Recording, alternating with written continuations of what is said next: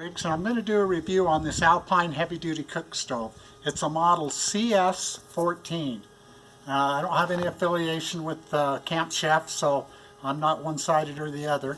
But I bought this little stove particularly to go in my house in case of an emergency, such as we have a long-term power outage. And by making this and making it portable, I'm going to keep it out in my shed should we ever have a power outage. I'm going to put an elbow right here, and I raised my window and put a metal flange in there for the pipe to run through the wall, through the window, and so it'll be pretty much airtight there, and then I'll run the pipe up from there.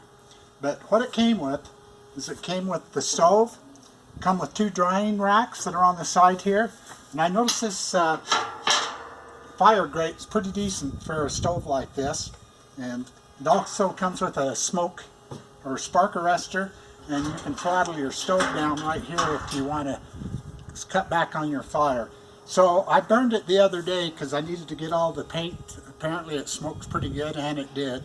And so I burned it for a couple of hours just to get all the paint fumes off it, so when I finally move it into the house, should I ever need it, it's not going to steep me out on the first burn.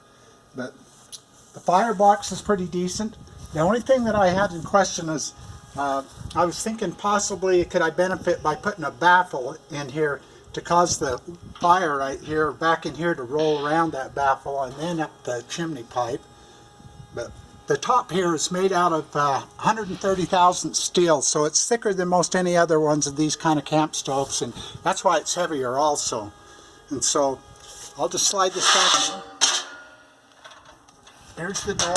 It seems like a pretty good door, and I definitely can throttle the fire down with this damper or open it wide up. I did have a little problem that there was about a 1/4 inch gap behind this here, and air was sucking in there. I think it was just a flaw in who assembled it. So I just took a hammer and kind of pounded it back, and it went right back, and I tack welded it with my welder to keep it in place. But this whole stove, I got it online. I got it from Cabela's. I believe it was $259.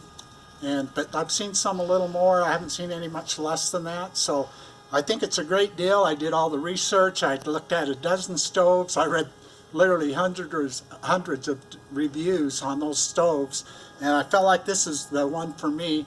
If I was taking it back in the backcountry to be a tent stove, you'd have to have a horse to carry it or have a four-wheel drive where you're going to unload it. You certainly couldn't move it on your own in any way. But $259 at Cabela's. I give it a 4-star. I think it's a good stove. Like I say, I didn't think there was any flaws other than that little one there, which was minor.